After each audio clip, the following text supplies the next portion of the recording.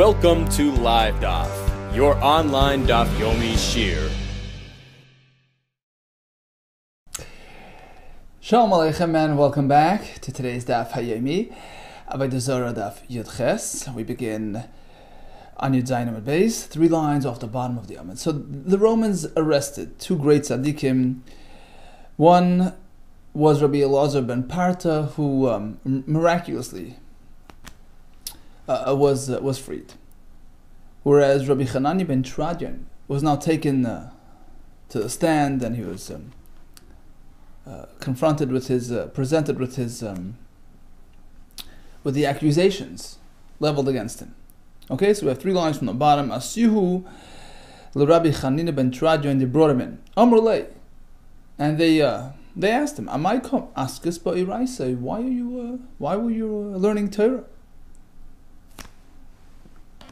in defiance of our decrees? And in contrast to yesterday's story, where he denied it because apparently he was just learning in private, so he could just do away with it. But here, there was no way to get out of it. He was a Rebbe who taught in public, as we're going to see later. He had students around him, in the public eye for all to see. Befarhesia, there was no way to deny this accusation. Amrlu, so he responded straightforward. He says, look, that's my job in this world. That's my destiny. Kasher tzivani, Hashem alaikai. I followed Hashem's directive, not yours. Okay? There's no 2 ways about this now. They just issued the verdict. They condemned him to death. Miyad gozru alav l'sreifa, that he was going to be burnt. Val ishte lahariga, and they condemned his wife to death. Val bitoy leishev bekupa shel zoynis, and to punish his daughter, that she must sit in this kuba shel zoynis, in a room, an area of the immoral women. She has to spend her time in their company.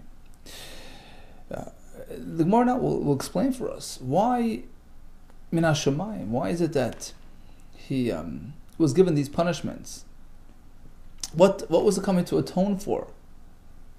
What slight sin, so to speak, or deviation, which was considered something serious, very serious for a man of this stature. In which case, in heaven, these punishments were decreed upon him and upon his family. What did they do wrong?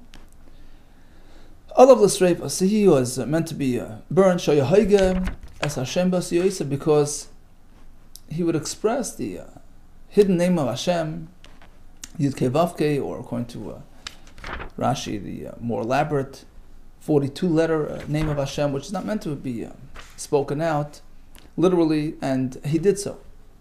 And that's why he needed to get this punishment to atone for that. Asks the Gemara, how did he do such a thing? Don't we know there's a Mishnah we learned back in Sanhedrin? It's one of the most severe transgressions and a show of disrespect for Hashem's name. Ba'atram, we have a Mishnah, Elu, the following individuals, she'ein lahem chelek, la'olam haba, lose their portion in the world to come. Number 1, ha'omer ein Torah min hashamayim, one who denies that Torah was given from heaven. Number 2, ve'ein tchias hamesim min ha-Torah, or that the concept of tchias hamesim, resurrection of dead, has no source in the Torah. Abba Shol Omer, he adds yet a third. Af ha'hoige es Hashem bas yosav, likewise one who verbalizes Hashem's name outright. So, if it's such a severe transgression, how could it be that this great tzaddik would violate this type of thing? L'Islami David, he wasn't doing it just for no good reason. He was doing it for learning purposes, to learn, to teach the accurate way of expressing it. Kedesanya, as we learn in a brisa, that if it's done in a learning context, it takes on a totally different nature. This is with respect to Avodah Zarah. We're not meant to study their ways and familiarize ourselves with the Avodah Zarah, system. But if it's for the sake of Torah, if you're doing it for the sake of learning, understanding, and teaching it, so that the Chachamim, Dayanim can understand their system, understand how to relate to somebody who violates and adheres, to Avodah Zarah, violates the laws of Avodah Zarah and adheres to Avodah Zarah. You have to know what's going on. You have to know to identify exactly what is not Avodah Zarah. So if the intention is for that lofty purpose, then it's okay. So likewise, his intention here was simply to learn and to understand, not for any other sake, certainly not as a show of disrespect to Hashem. Well, if that's the case, then why was he punished for doing so? Elamai Taimi Yanish. The answer is, he should have done it privately. Mishum Hoiges Hashem B'farhesya. Hava, it was in public. And the setting was deemed incorrect, inappropriate for this type of study. So, for a man on his level, it was considered such a severe sin, which resulted in this severe punishment. Likewise, his wife was included as well. She was going to be put to death. And again, why? What aver did she do to deserve that? Because she didn't she didn't stop him. She didn't protest. She didn't try to prevent her husband from doing the above mentioned violation. We learn from here, one who has within his ability to stop a sinner, fails to do so, he is held accountable. And finally, and they punished his daughter as well. And what was that for? Due to the following story. Pamachas, it so happens one time, Rabbi Chanina ben Tradian's daughter was walking along, and it so happens that she was walking in front of the presence of the officers of Rome who were standing by, and they took note of her walk. Amru, and they said, "Ooh, kama nois psioseh shel rivazu." Look how she's walking so nicely. Look how pleasant are her steps. And she took it to heart, so to speak, and she paid more attention. She was more meticulous in the way she was walking to earn that recognition. And on account of that relatively slight deviation, she suffered terribly. For a person on this stature, is considered a severe sin. And Hashem is more medactic. Hashem takes it more seriously, so to speak, and seeks to cleanse a tzaddik entirely. And this fits with the following lesson. What does the pasuk in Tehillim mean when it says, the sins of my heels, of my footsteps, surround me? It means those sins which are committed merely through walking, like the aforementioned incident, or as Rashi learns in a different shot, things that a person just steps on for lack of importance, lack of value, things they don't really appreciate as being important and too terrible. Those very things are in fact important, and one is held accountable for even those slight things. They surround them, they're present in the Yom Hadin at the Day of Judgment. Okay, so they condemned all three members of the family, Rabbi Chanina, his Rebbetzin, and his daughter.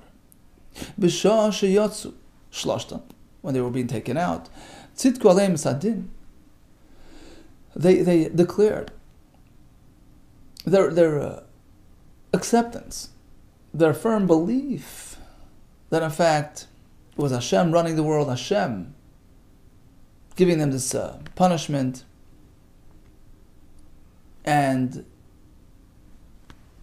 they expressed their firm belief that it was right and just. Tzidko le'misadin. Hu Amar, he declared the pasuk Atzur Tamim Pa'alei, Hashem's ways are perfect. Vishta Amar, and his wife responded with the pasuk Keil Emun Vein Aval. Hashem is straight, is trustworthy, is reliable. 100%. There's no crookedness. There's nothing. Unright. B'itay Amra. His daughter also came up with a pasuk in Yirmiyah. Gadol ha'etza v'rav ha'lilia.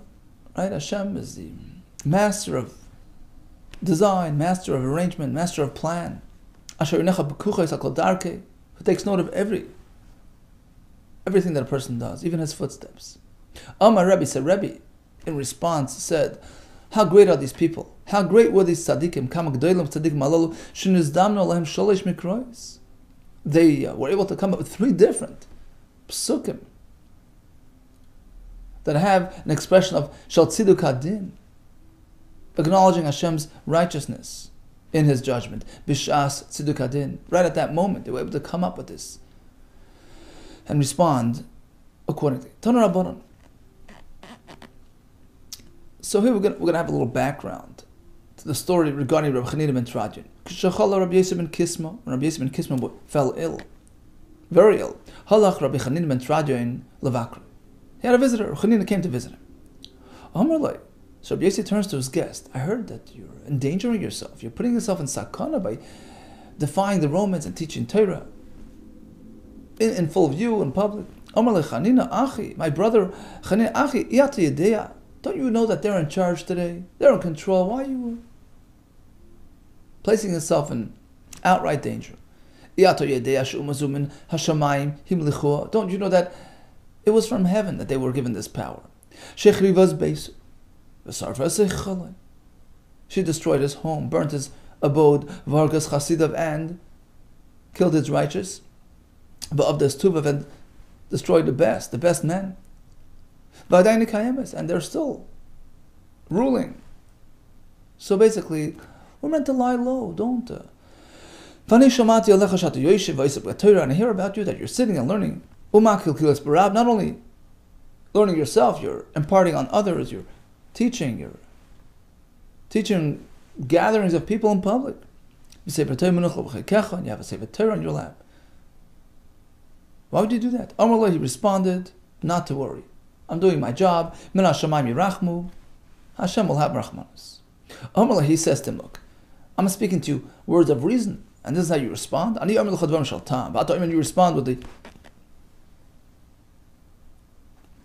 rachmanos, min Hashemayim yirachmu. You say, well, there'll be rachmanos. Tameani, I will be surprised. Im lo yisrfu eischa ves sefer Torah beish. They don't burn you with the Sefer Torah. Amalei. So Rabbi Chanina responded, Rebbe, my teacher, Ma'ani l'chaylam haba. Am I going to get to Ilam haba? And the Farshim endeavor to explain this deeper meaning behind this exchange. What are you doing? He says, Hashem will take care of me, Rachmanas. And he says, well, you'll be burnt. And he says, well, what about Ilam haba? So some explain that it wasn't meant for an ordinary person to endanger himself like that. But he felt that he's doing it l'shem shamayim, and in that sense, you can go ahead and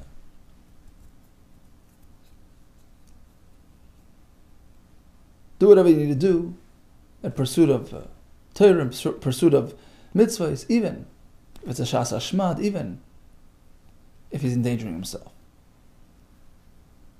So he says to him, Mani l'chaylam haba, am I going to be zoichet haba, or am I forfeiting my chaylam haba by just endangering myself? Amar lo, so he said, look, it depends on your stature. A man of higher stature is allowed to go the extra mile, go the extra step, to even endanger himself with the Sefer Torah, for the sake of Hashem, for the sake of Yiddishkeit. Amar lo, he said, I have a question for you, which will be indicative of your level of Mesiras Nefesh. He says, Klu masa bal yatcha, do you have any story, to tell about your, sacrifice for Amr? He says, look, I have that story that we mentioned yesterday. Moishal Purim, Mischafli Moishal Tzedakah. I had set aside money for Purim expenses, and I mistakenly thought it was tzedakah, and I distributed to the poor. And I didn't receive compensation. It was money that I laid out, my own money, I gave away for tzedakah. Be Mesiras Nefesh. Amr, so you said, Imkain. if you're willing to give up all that money for Torah, for tzedakah, for chesed, then in fact, that's certainly a confirmation that you're on a high level, a high stature, and go ahead, sure. Keep on going. I wish I will have a portion together with you. I will have an inheritance together with you. My chelek should be part of yours, and my girl, my lot. I should share your lot. And in fact, his prediction came true. He was caught by the Romans. Amru, it was said, just a couple of days passed, not very long thereafter, Rabbi ben Kisma, Rabbi passed away. And sure enough, all the big guys of Rome came to participate in his funeral. He was a noted Jewish leader. They came to join. They eulogized him, a great eulogy. And lo and behold, on their way back from the funeral, they encountered Rabbi Chanina ben Tradya. What was he doing? In fact, he was sitting and teaching Torah to the public. Holding a Sefer Torah. They arrested him and they burnt him. They arrested him, they wrapped him up with the Sefer Torah, and surrounded him with vine twigs, flammable material, and they ignited in them a fire. Look at these wicked people. They brought these globs of wool, and soaked them in water, and placed it on his heart to prolong his agony, so that he doesn't die abruptly, to prolong his death. Amr Bita, his daughter, turned to him in the moment that she says, Abba, my father, how can I see you in agony like this? Meaning, Rashi explains, what she meant to ask was, this is the reward befitting a man who's my nefesh for Torah. How is it that you... Amr, he responds, if it were only me being burnt on my own, it would be very difficult for me to endure. But now, I'm being burnt not myself, but together with the Holy Sefer Torah. Where I'm in good company. Hashem was going to seek payback, revenge, retribution for the shame of the Sefer Torah. He's going to account for me too and take care of me. Talmidim asked him, Rebbe Mata Roya. So they heard some sort of crackling. What is it? What is it that you see? Anything special? He said, yeah. You're hearing what I'm seeing. And I'm seeing the following. Amrlan, Gilya Nisrafen, the parchments are burning, right? But Va'oisi is Parchas, and the letters of the Sefer Torah are now ascending to heaven. That's what you're hearing, and that's what I'm seeing. So they said to him, look, Rebbe, shorten the experience, shorten the agony. Please open your mouth, allow the fire to enter. Amrlan, he says, no, chas v'shom, I can't do that. Better Hashem, who gave me life, should take it himself, rather than the victim himself, bringing about his premature death. Even a moment of life is eternity. You can be zeicha to eternal schar, another moment of Mesiras Nefesh, another moment of emunah. But then the Klatz Tanidri, that was the executioner, turned to Rabbi Chanina. He says, Amalei Klatz Tanidri, Rabbi. He was just doing his job, and he felt bad for his victim. He says, Rabbi, what if I expedite the process? I increase the fire, I remove that wet sting from your heart. Do you promise me a portion in the world to come? This time said, yeah. Yeah. And Rabbi Moshe Feinstein in his tshuva says it's a bit hard to understand why he acquiesced. On the one hand, he said, I can't shorten my life. right? Chayisha, even a moment of life is, right? Shortening a person's life. Assisted suicide, that's murder, right? So why did he acquiesce to the fellow's request? He says perhaps, he's saying maybe a guy is different, but then he says perhaps it was hira'ah sha'ah. It was just a time-related, heter, and we don't understand exactly what the reasoning behind it. But in any case, he allowed him to do it. He said, "Okay, Yishavali." And the executioner asked him, "I want you to promise that I will get Olam Haba for doing that." Nishbalai, so he promised. Miyad, immediately he responded, Hiru b'shal heves, notos fugan mal shemetzaron mal liboy. He enhanced the fire and he removed the wet stuff. V'yatzu nishmas mehira, and immediately Ruchanina died. Afu kafatz v'nafal l'toicha ur. And this guy immediately jumped into the fire as well. Perhaps he knew that he was going to be punished for doing that, so he jumped into the fire. Yatza Baskal v'amra, and the Baskal called out and said, Rabbi Chanina ben Trajan and his executioner, Viklatz Tanuri, Mizum Hananein, L'chayim Haba, and Vaytom Haba. When Rebbe heard this story, he again cried and he said, "Look, with a split moment, critical, life-altering decision, you can be koine Olam Haba like this guy." Bacha Rebbe v'Amar, Yesh koine Olam Haba b'sha'achas. One can acquire Olam Haba in one moment, in a split-second decision. V'yesh koine Olam Haba b'sha'achas, but typically it takes many years of effort to earn Olam Haba. So he was put to death. Hashem Yikam Damai. And Bruria, who was another daughter of Rabbi Chanina ben Trajan, was very distressed that her sister was placed with the immoral women there. Bruria, who was Dvisud Rameh, the wife of Rameir, she happened to be the wife of Rameir, and she was Barti, another daughter of the Rabbi Chanina ben Trajan. Havoi she was. Amra loy. So Bruria turned to Rabbi Meir, her husband.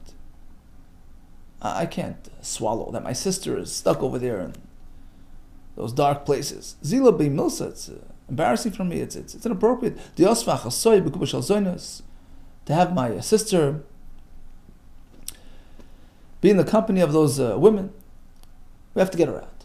Okay, says Rameh, I'm going to try. Shokal Tarkav the din. Rameh grabbed a bucket full of gold coins. Tarkav is trei v'kav. 2 kav and another kav. So 3 pounds of coins to try to pay her way out. Vazal, and he went to find her. Amar, and he figured like this: I'm going to need a special a miracle to get her out. If she's pure, if she's innocent, if she resisted all temptation to sin, then she will merit a miracle and I will be successful. So let's see. Amar, he says, Eloi is avad ba'isura. No isur was done with her. Miss Avad Nisa, we will experience a miracle, we'll get her out. I Avdi Isura, but otherwise, if she did something wrong, Leis Avad Nisa, she won't have a miracle. How am I going to test her? Azal Nakat Nafshei, so he dressed himself up like a horse rider, like, a traveler, like a chad, parsha, like a businessman, like a horse rider. And he approached her. Amarla Hashmi'ini li. Could you spend time with me? Amarla says, no, Dishtana. I'm right now in the midst of a period. Dishtana, no, it's not going to work. Amar lo, he says, okay, I have time, I'll wait. Masrach no martach. Amar lo, she responds to him, what are you wasting your time? Not fish and tuba, there's so many other women here. Because tuba, hachad, of shpir, they're nicer than me. Go find somebody else. Amar, says her mayor, apparently she's holding up. Shema minoli of the Isura, she has not sinned. Because just like she's saying that to me, she says that to everybody. Koda, so anybody that approaches her, she discourages with these words. Okay, if she's pure, now she'll have a miracle. Let me try to get her out. Ozal gabi shomer dida. So he approached her guard. She had a personal guard. Amar le, he says, Havani Allah. Please let her go. Amar lo. So the guard says, what do you mean? I got my sergeant above me. I'm going to be in trouble if I let her go. Mistafin malchus, I'm afraid of malchus. Amarli says, oh look, I got a bucket of something interesting for you. Here. Shkol darko the dinner, take these coins. Palga plach, half of it is to pay off your superiors. So whenever they, come and bug you about it, here, you'll pay them off bit by bit. And the other half is for your, good fortune. Amar Leisa, the fellow responds, what do I do if I run out of coins? I need more to pay off my superiors. So basically, they're going to keep on coming back, and I'm going to have to keep on paying them off. What happens when I run out?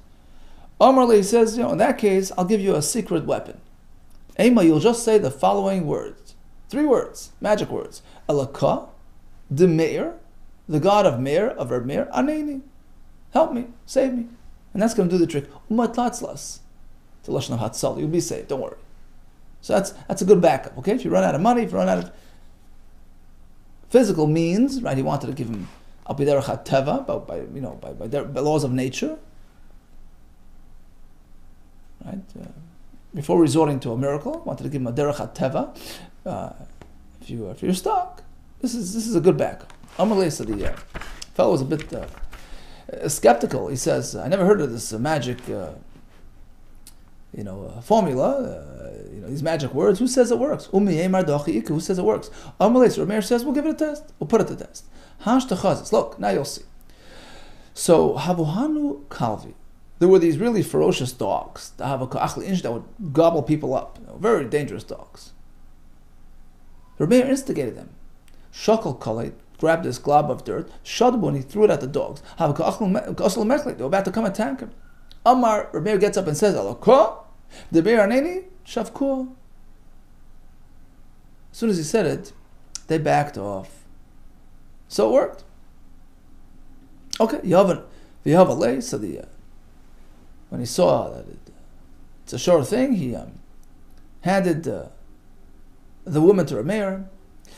Turns out he got into trouble, to big trouble. The authorities heard about it. Asua, they arrested him. Askol Eskiva, they put him up on the pole to hang him. No, he was stuck. So what did he do? The magic words. Omar, he says, Achsor, they had to drop him. It didn't work. They could not punish him. There was something, inhibiting it. Amrle, they said, we're stumped. We can't get you hung. What's going on? What did you say? What did you do? Mayai. Amrlu, he says, so he spilled the beans. I'll tell you the whole story. He told him the whole story. No. So now they were after Rameir. He was going to be arrested. Also, they came. They took his figure, his image, and they engraved it. The picture of Rameir, they engraved at Pischa de Rome at the entranceway to Rome, and they said, he's the FBI's most wanted. Kol Amri, they said, Kol Dechad Batsuva, they never sees this man anywhere. If you see this face, this image, lie say, bring him in to the authorities. So it happens one day, they tracked him down. Chazyu. Rohut Abasrei, they chased him. Rot Mikamayu, he tried to escape. So he's going to run to Alabei Zoynes. He ran to the place of the Zoynes, figuring that they wouldn't expect him to be there. Ikad Amri says, some say, to enhance his cover, he noticed this pot of non-Jewish cooked food, which is asur to eat. So he attempted to give it a taste so that, again, he should appear not to be Jewish. Tamash Baha, so he stuck in one finger, let's say the index, Umasak Bani licked the other finger. So he appeared to be tasting the food, and in reality he wasn't. Ikad Amri, some say, Asaliyo, Idamalu Kazoina. Eliyahu quickly came and appeared to them like a zoina. Karchase, wrapped him.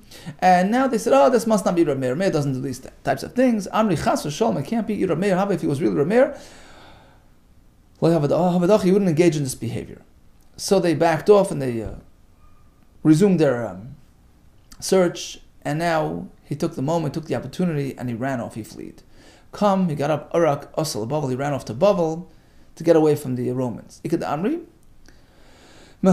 some say it was because of the story. Some say he escaped to Bavel, Mimasa the Bruria, because of another story that happened with his own wife. And Rashi brings it, it's a Gemara Kedushin, that one day Rameir was teaching that women, Adaton Kales, their minds aren't as focused as men, and his wife was not agreeable to it. And he said to her, look, one day you'll see that the words of the Chachamim are true, are real. And in order to prove his point, he got one of his students to tempt her to do Aveira, and she eventually acquiesced. And she in theory she acquiesced, and then he blew his cover, and she realized that she failed the test, and she felt terrible, and she choked herself. And Rameir was very embarrassed and shamed from the story, and that's why he ran off. He relocated to Babel. Okay, so this pretty much wraps up the story of Reb Chanina ben Teradyon and his family, the serious emphasis for Torah that he exhibited, but ultimately he was punished severely. The Gemara explains the chet that he had, and for a man on his level, it was deserving of this type of terrible punishment. His wife was punished as well, and so was his daughter, who ultimately was rescued by Rav Meir. By the way, this is where the chant Al-Kodem Eraneni comes from, right? There's a special tzedakah, Rav Meir Balanes. There's a minhag in time of need. We put money into that tzedakah pushka. It was a tzedakah established in his name. It wasn't Rav Meir Balanes' tzedakah, but it was a tzedakah in Eretz Yisrael which was established in his memory, in his name. It was called the Koil of Rabbi Meir Bal Hanes, Rav Meir, the man of miracle. And traditionally people use it for times of need and chant this three-letter magic, so to speak, this tefillah, right? This tremendous tefillah, Kodem Eraneni. And there are many stories of Yeshua's resulting from this Kodem Eraneni. Okay, Tanu Rabbanon. So we have a brisa, Ha'ilach Litztadinin, a fellow who attends the stadiums where they have these bullfights. These are not places that Yidden are meant to be. Places of frivolity, places where the goyim just wallow away their time in leitzanus and emptiness. So a fellow who attends these places, Ulacharkim, Rashi says Charkim is a motzar, where the goyim come and they surround the city in siege, so they party while they're doing it. A fellow who comes and joins these goyim, and goes and watches all these magicians, Chaverin, they're animal magicians, Boikun and Mukyun and Mulyan and Vilulyan, all different types of comedy shows, and Blurin, Salgurin, all different types of Harizah Moshav Leitzim. He should know that he's joining something called Moshav Leitzim, a setting of frivolity. On which the pasuk says, "Keep far away." Ashriya ish. Fortunate is the man who takes his life more seriously than wallowing away with these empty, useless, frivolous activities. Ashriya ish ashalei halach. Ki im b'Torah Hashem cheftzei. Rather, he delves himself into Torah. Halamanta, we learn from here that it's a contrast. It's either or. Either it's a meaningful life of Torah or a life of frivolity. Halamanta shadvar malolu. These types of activities, they bring a person to lose his time from learning. Ramini bavakasha. A brisa which allows us to attend. You can go litztadinin. Motor, it's okay, because it's an opportunity to go and yell and scream and try to get the Jew. Sometimes they used to victimize Yidden. They used to pit him up against the bulls, try to get him out of there. So his intentions are good and noble. Likewise, to join the siege, to go see what's going on there is okay. Why? Because he might be able to assist in saving the town that's being attacked. So you can go there. As long as he doesn't join, join their team. If he actually joins up with them, reinforces their efforts, that's of course asur. So we have a stira, an apparent contradiction. Earlier we said we cannot, you're not meant to attend these things at all, and here it says you can go. Likewise, earlier it says you shouldn't join the siege, and here it says you could.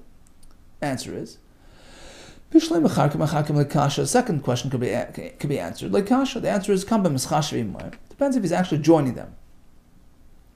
To be counted in as a soldier, that's not allowed. You can't join them. Kan, if he's not really joining them, he's just going there to spy them out and to try to get them to abort their attack, that's okay. Ella Itztadinan, Asinin Kashi. What are the other Kashi? Can you join the Itztadinan or not? Tanoi, it's Machlekes Tanoi. Tanoi, the Sani, we have one brayso which says you shouldn't join at all. In Hoichel, Itztadinan, because you're taking a risk. You're exposing yourself to Leitzanas. So, even though your intentions are perhaps noble, you try to help protect the Yid that's there, but you're taking a chance. You're exposing yourself to this type of culture, which is certainly detrimental for the slight chance that 1 in a million it might be able to be helpful in saving a Jew. That doesn't justify. Reb Nosson Matir, he says you could. For the following 2 reasons. As said before, Echad first is in order to potentially save a Jewish victim, who perhaps is being victimized there. He'll call out and he'll try to get him out. Secondly, if it's a Jewish victim that was killed there, he'll be there, he'll be present, he'll be able to testify to the court that in fact, this woman's husband was killed and now she's free to marry. So these are important things which justify attending these events. One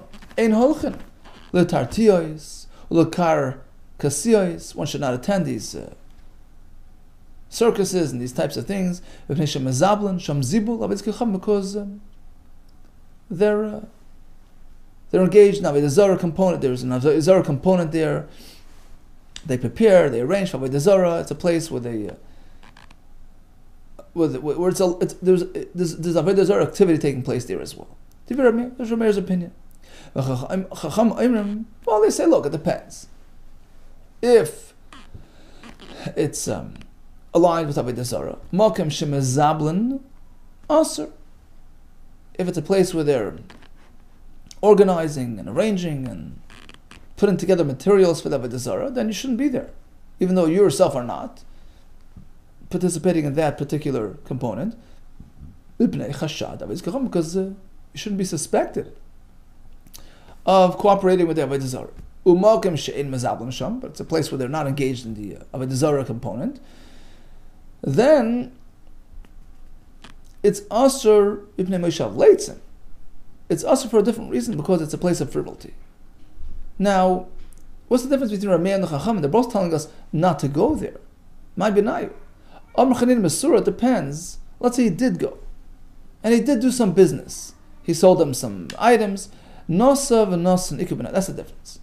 So according to Reb Meir, all these types of events are related to Avodah Zarah, and anything they purchase from you, there's a very real concern that it was for Avodah Zarah, and money that you got in exchange is considered Avodah Zarah money. You can't enjoy that. You can't benefit from the money. Whereas according to Chachamim, that's true, but only if it's known to be for the sake of Avodah Zarah. Otherwise, there would be no Isser after the fact, other than the fact that you were exposed to frivolity. Okay, further on this topic, Dorash Rabbi Shimon Pasi. We all know the first pasuk in Tehillah. Ma'idich. What does the pasuk mean? Ashrei ha'ish asher lo halach b'atzas rishoyim. Great is the man who didn't even walk along with the rishoyim. Ubederech hatoim lo amad, nor did he stand with them. Ub'moshav leitzim lo yoshav, nor did he sit. I mean, if he didn't even go there, how could he come to stand or sit with them, right? If he didn't even walk along there, how did he get to stand with them? If he didn't stand with them, certainly he wasn't sitting and spending time with them. Now, if he wasn't sitting with them, how do you consider him to be a letz and having taken part in leitzadas and frivolity? He wasn't even there, he wasn't sitting. It's coming to teach you a great lesson. A great lesson. Yetzer Hara doesn't just come and announce his presence. Look, I'm here, I'm the Yetzer Hara. He comes in bit by bit. He sticks his foot in the door, then a little more. It's a step-by-step strategy. The Patak is teaching us, look, don't let him in. Shut him out completely, because eventually he can gain full control and take you to places which you never expected to be taken to. To teach you, Shim Halach. So you see a group of people wallowing away. Oh, I'll just walk by, I'll catch a snippet. Oh, be careful. Shem halach sefer lamoid. Next step is going to stand and wait around and listen to them. If he stops to listen, sefer leish, eventually he's going to join them and sit down with them. Vim yashav, and if that happens, sefer lolot, he's going to be engaging in frivolity just like them. Don't think he'll be immune.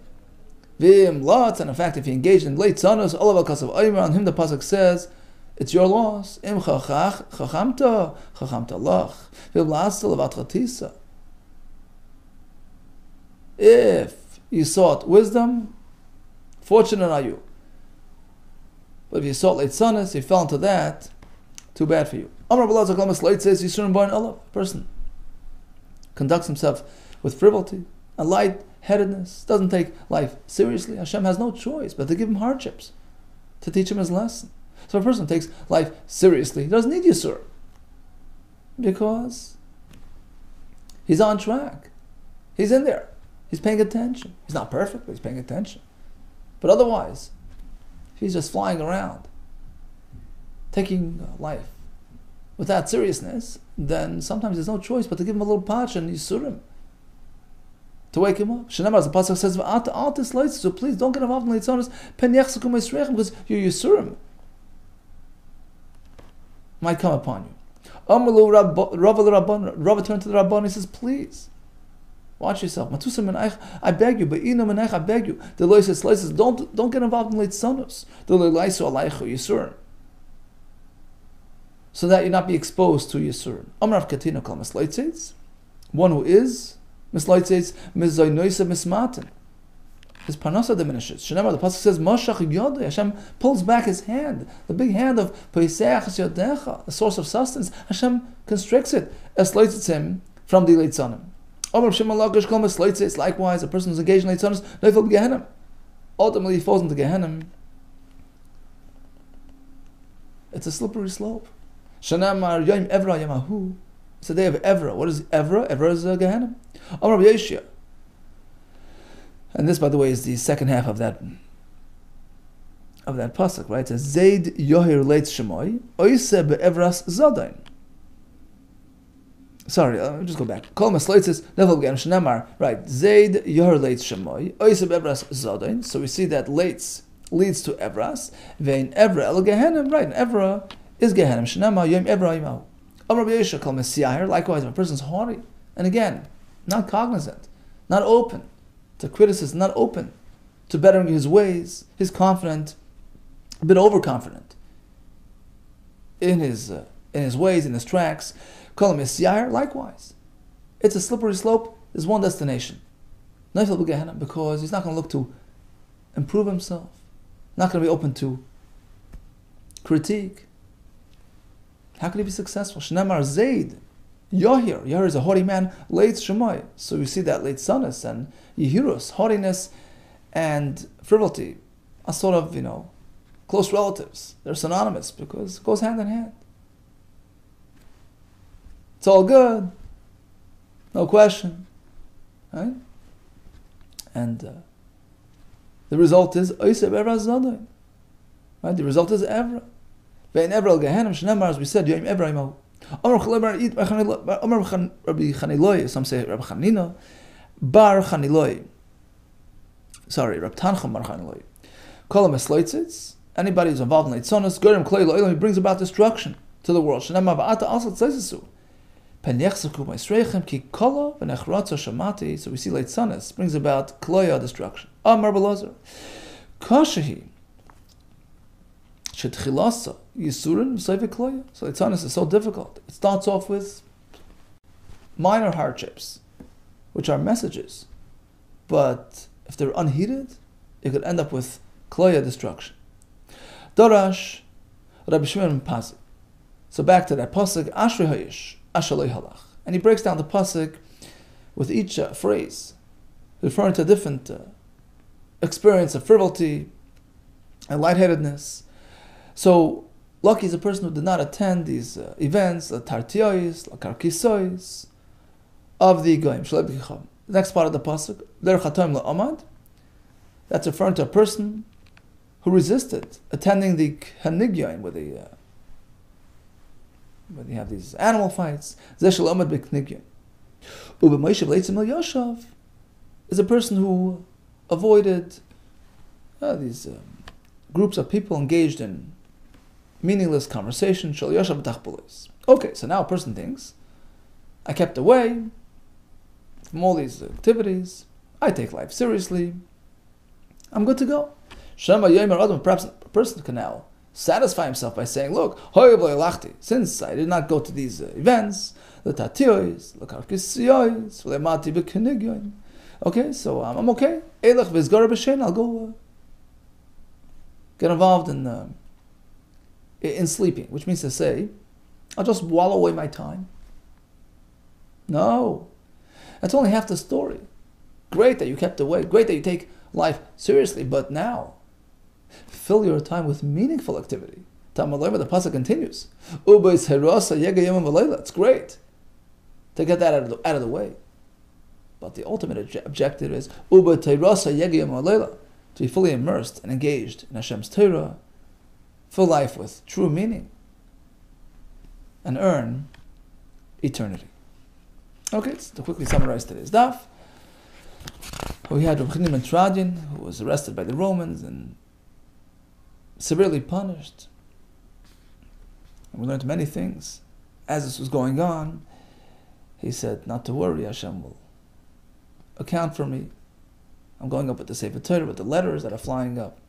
He adamantly refused to do anything, to do any act that would hasten his death.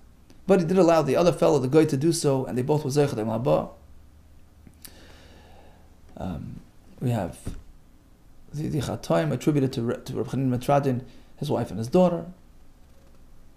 His daughter was taken to this inappropriate setting and ultimately rescued by Reb Meir, Al-Qadim Meir Arneni.